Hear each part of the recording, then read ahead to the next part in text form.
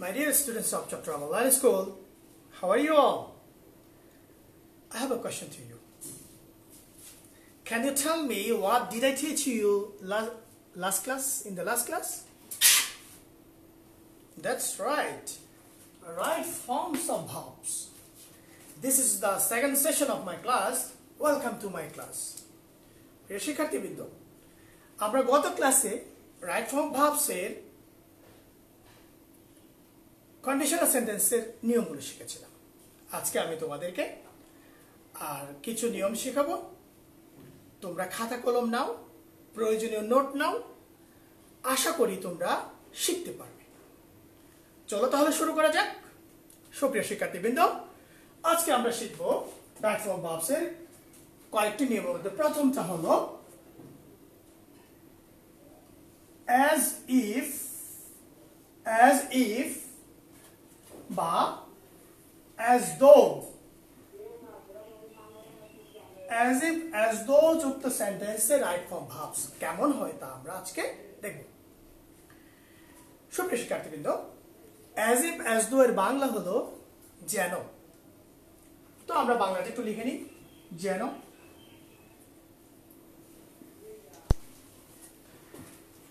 এই শব্দ দুটা সাধারণত সেন্টেন্সের মধ্যখানে বসে। আমি তোমাদেরকে একটা এক্সাম্পল দিয়ে বুঝিয়ে দিতে চাই। এক্সাম্পল দেখো, রিনা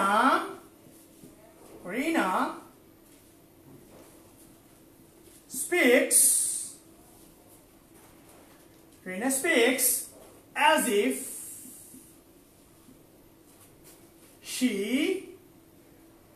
has ব্র্যাকেটে তোমাকে একটা ভাব দিলাম, নো ইট। সুপ্রিয় শিক্ষার্থীবৃন্দ, আমরা একটু খেয়াল করি। যদি তুমি দেখতে পাও কোন সেন্টেন্সের মধ্যখানে as if বা as though দুটারই মিনিং একই রকম থাকে, তো এটাকে রাইট ফর্ম ভার্বস করার জন্য, রাইট ফর্ম ভার্বটা রাইট ফর্ম বসানোর জন্য তুমি প্রথমে এটার প্রথম অংশে খেয়াল করবা। চলো তো আমরা প্রথম অংশে দেখি। দেখো, প্রথম অংশে এখানে ভার্বটা আছে স্পিক্স। এই ভার্বটা প্রেজেন্ট ইনডিফিনিট টেন্সে আছে। তো আমাদের নিয়মটা হলো সেন্টেন্সের মধ্যখানে as if as though থাকলে পূর্বের অংশ যদি প্রেজেন্ট টেন্সের যে কোনো একটা ফর্ম হয়, পরের অংশ সিম্পল পাস্ট বা পাস্ট ইনডিফিনিট হবে। আবার বলছি আমি, as if as though যুক্ত সেন্টেন্সের প্রথম ক্লজ বা প্রথম অংশ যদি প্রেজেন্ট টেন্সের চারটা প্রকারের যে কোনো একটি হয়, আমরা এখানে দেখতে পাচ্ছি প্রেজেন্ট ইনডিফিনিট টেন্সে আছে, দেন তুমি পরের অংশটা সিম্পল পাস্ট বা পাস্ট ইনডিফিনিট করবা। তাহলে আমরা নো কে নিউ হিসেবে লিখি, ক্যান ই ডাব্লিউ নিউ। আশা করি তোমরা আমার কথাটা বুঝতে পেরেছো। তোমাদের যদি প্রশ্ন থাকে, স্যার আমরা তাহলে as though এর সময় কি করব? as though এর সময়ও তুমি একই রকম করবা। আমি তোমাদেরকে আরেকটা एग्जांपल দেখাই। আরেকটা एग्जांपल যদি আমি দেখাতে চাই, সেই নিয়মটা একটু খেয়াল করো। আবার যদি লিখি মামুন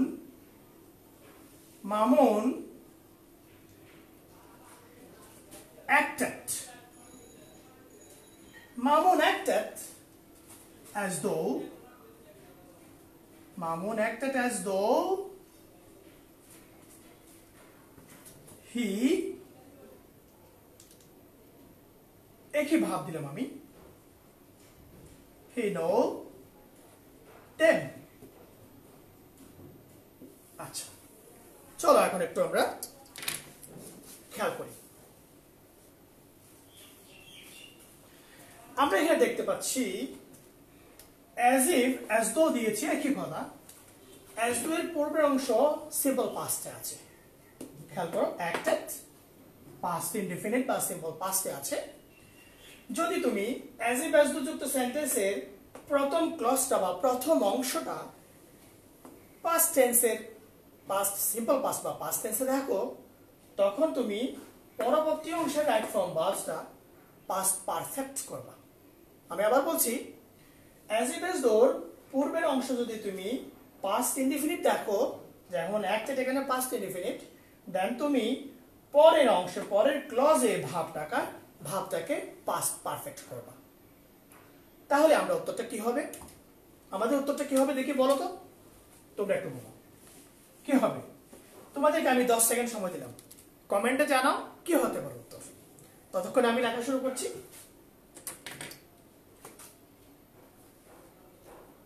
কি হতে পারে? Right, had known. ঠিক আছে, ঠিকই বলেছো, হ্যাড নোন, হ্যাড নোন। আচ্ছা, এই হলো আমাদের উত্তর। মনে করো পরীক্ষায় এরকম দিল, পরীক্ষায় পরের অংশ করে দেওয়া আছে, প্রথম অংশের ভাবটা তোমাকে দেওয়া আছে, রাইট ফর্ম ভাবস বসাতে বললো। যেমন যদি এরকম থাকে, মামুন ড্যাশ ব্র্যাকেটে দিল, সরি একটু সুন্দর করে লিখে নিচ্ছি, এখানে দিল অ্যাক্ট, পরীক্ষা এরকম দিল। তখন তুমি আবার পাস্ট পারফেক্ট বসিয়ে দিও না, মনে করো স্যার তো শিখিয়েছিলেন পাস্ট পারফেক্ট হবে না। খেয়াল করো, বলো তো কি হবে, কমেন্টে জানাও, কমেন্ট করে আমাকে জানাতে পারো কি হবে, অনেকেই পারো। তবু আমি বলছি দেখো, অ্যাজ দো যেহেতু এখানে সেন্টেন্সের মধ্যখানে আছে, আমরা প্রথম অংশে যেহেতু ভার্বটা দেওয়া নেই, পরের ক্লজটা আমরা কোন টেন্সে আছে একটু খেয়াল করো।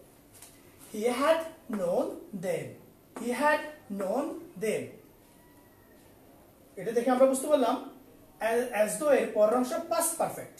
এর অর্থ হলো, বলো তো কি হবে, এর অর্থ হলো এই অংশটা আমরা পাস্ট ইনডিফিনিট করব।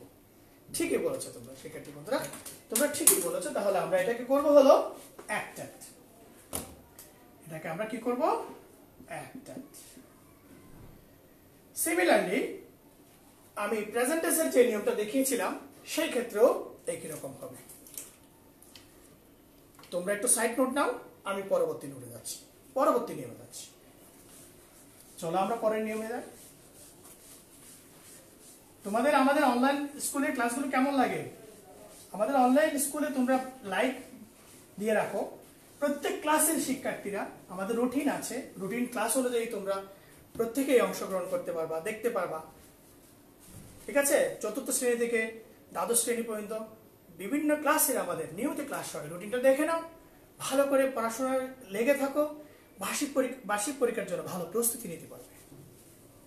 সুপ্রিয় শিক্ষার্থীবৃন্দ, এখন আমি তোমাদেরকে আরেকটা নিয়ম দেখাচ্ছি, সেটার নাম হলো অ্যারিথমেটিক্যাল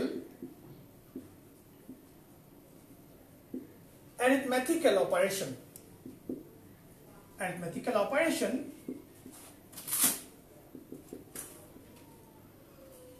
অ্যারিথমেটিক্যাল অপারেশনের ক্ষেত্রে রাইট ফর্ম অফ ভার্বস এর নিয়মটা আমরা শিখব।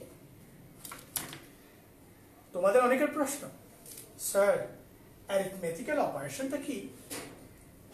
পাটিগণিতের হিসাব নিকাশ, যোগ বিয়োগ ইত্যাদির ক্ষেত্রে সেন্টেন্সে ইংলিশে যদি তুমি লেখো সেই ক্ষেত্রে কি নিয়ম হবে তা এখন তোমাদেরকে আমি শেখাচ্ছি, নোট নিতে পারো। অ্যারিথমেটিক্যাল অপারেশন বলতে আমি তোমাকে বুঝাই, মনে করো 2 এ 2 এ 4 হয়, তাহলে 2 এবং 2 মিলে এখানে যোগ বোঝাচ্ছে, অ্যাডিশন বোঝাচ্ছে। 2 থেকে 2 গেলে 0 থাকে, এটা বিয়োগ বোঝাচ্ছে।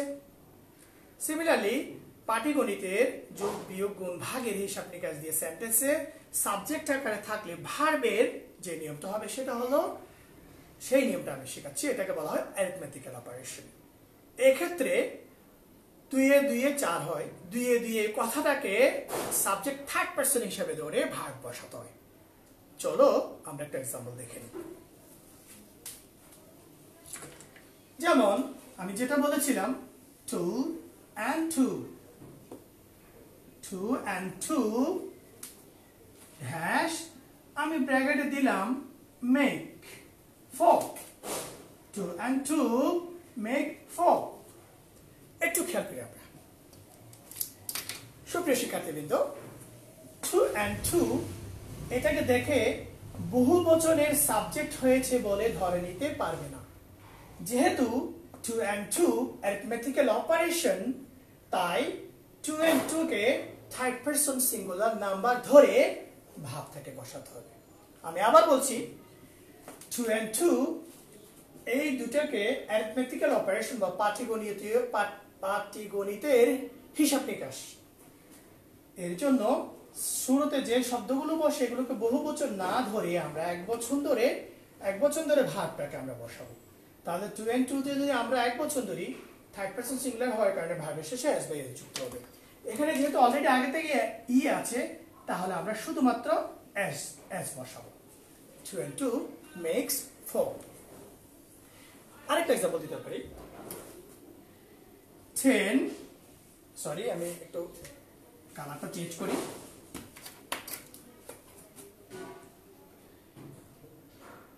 Say, look at the board. 10 minus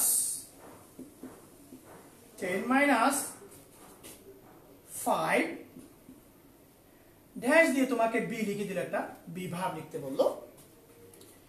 10 minus 5 dash 5। আমরা দেখতে পাচ্ছি এটা একটা অ্যারিথমেটিক্যাল অপারেশন। 10 বিয়োগ 5 এটা একটা পাটিগণিতীয় হিসাব নিকাশ। তুমি 10 minus 5 এই বড় অংশটাকে স্টুডেন্টসরা তোমরা পরীক্ষায় দেখে প্লুরাল ফর্মে আছে মনে করে এটাকে ভাগ বসিয়ে দাও, অর্থাৎ সেটা হবে না। তাহলে আমরা যদি 10 minus 5 কে আমরা সিঙ্গুলার ফর্মে সাবজেক্ট ধরি, তাহলে বি মানে তোমাকে কোথাও যদি বি দেওয়া থাকে, dear students look at this portion, তোমাকে যদি বি দেওয়া থাকে প্রেজেন্ট ফর্মের জন্য এম ইজ আর আছে ধরে নিবা প্রেজেন্ট ফর্মের জন্য।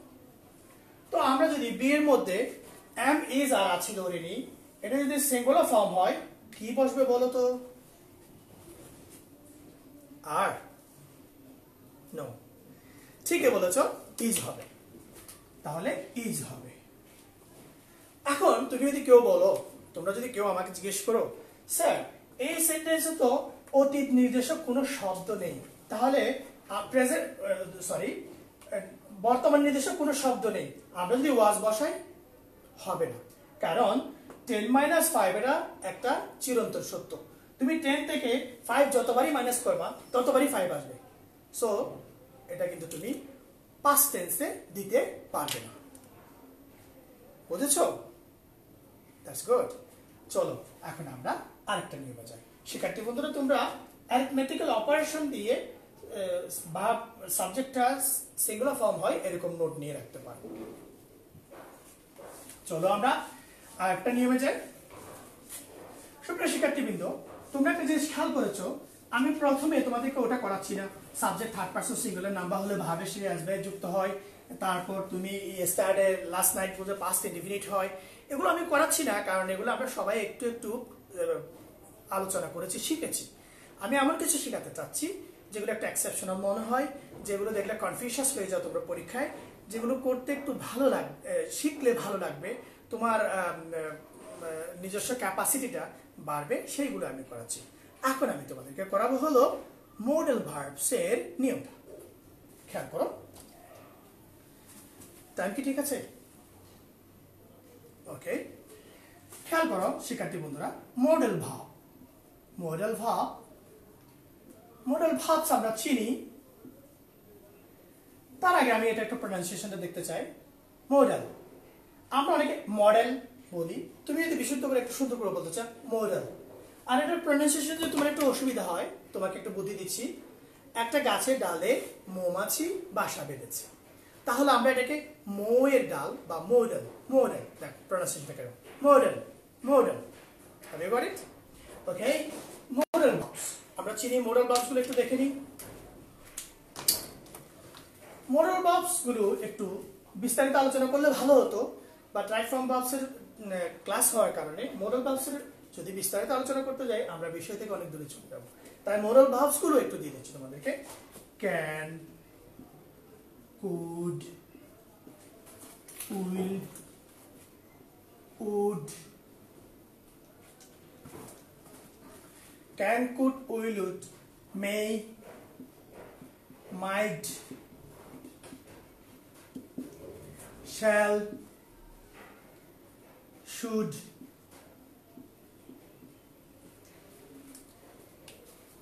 can, could, will, would, may, might, shall, should, must,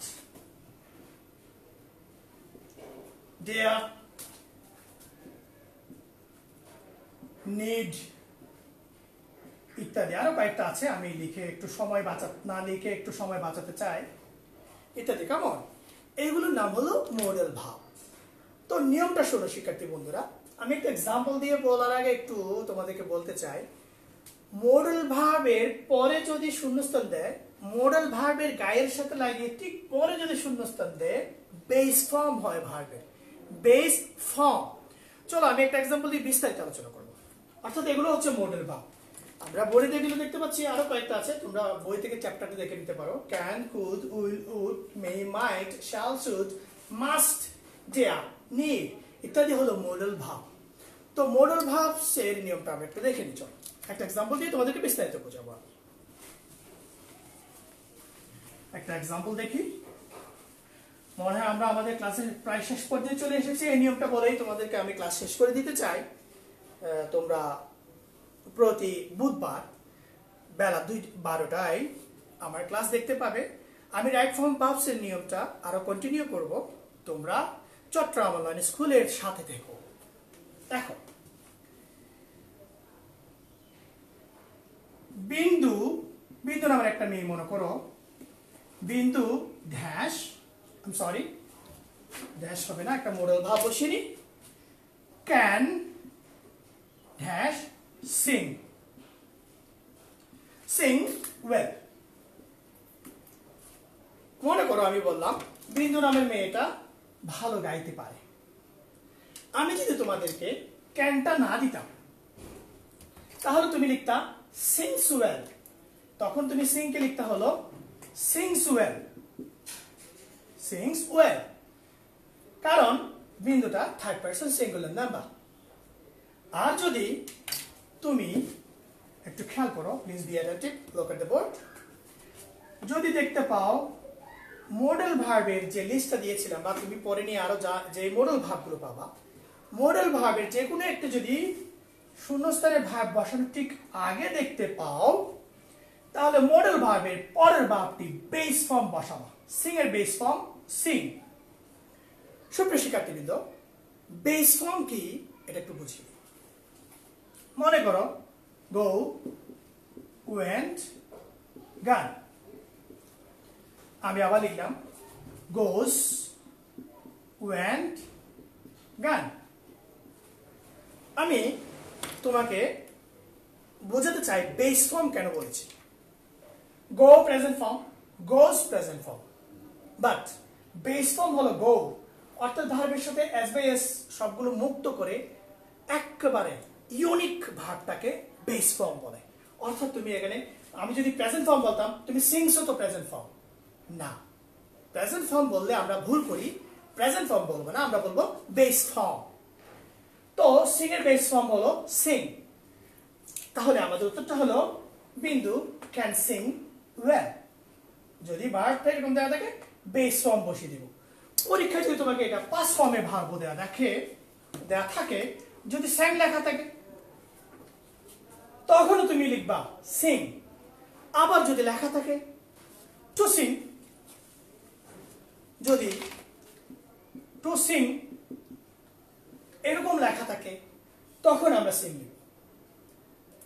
বুঝেছো? ইংলিশ ইজ ফান, খুবই সহজ, শিখতে সহজ, যদি বুঝতে চেষ্টা করো। আমি আরেকটা শব্দ বলে তোমাদেরকে ক্লাসটা শেষ করব। সেটা হলো ফ্রম। আমরা অনেকে ফ্রম এরকম বলি, আসলে এটা ফ্রম হবে না, ফ্রম। যদি আমি বাংলায় তোমাদেরকে প্রনাউন্সিয়েশনে দেখাই, সেটা হবে ফ অ ম। আমরা যদি এটা প্রনাউন্সিয়েশন করি, কি হবে? Form, form. সুপ্রিয় শিক্ষার্থীবৃন্দ, সেই পুরান কথা, stay home, stay safe, do not waste your valuable time, continue your studies. inshallah, I'll come here again in the next week. Till then, Allah Hafiz. Take care.